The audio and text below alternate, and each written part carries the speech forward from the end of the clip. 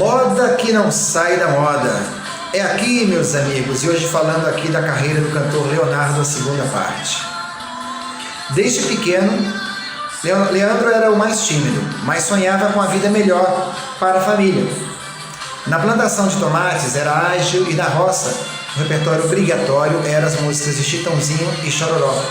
Seu Avelino, assim como Leandro, estava sempre acompanhado de sua viola, despertando nos filhos a atenção para a música. Leonardo, por sua vez, sempre muito elétrico e animado. Apesar das diversas brincadeiras, tinha um lado sério e dava um jeito de ganhar mais realizando trabalhos extras, fazendo bico, e sonhava com a vida melhor para toda a sua família. Novamente, devido às dificuldades que passavam, ele e sua família foram obrigados a deixar sua cidade natal e partir para Goiânia. A dura experiência fez com que todos decidissem voltar a Goianápolis.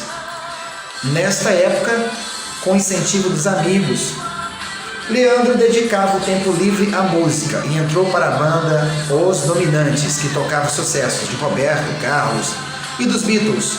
Enquanto isso, Leonardo cantava somente no trabalho.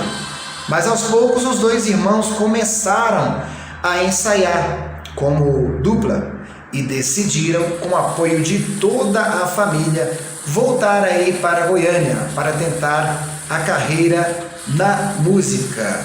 Falei aqui a segunda parte da história do cantor Leonardo e logo voltamos para a terceira parte. Um abraço a todos e estamos conectados.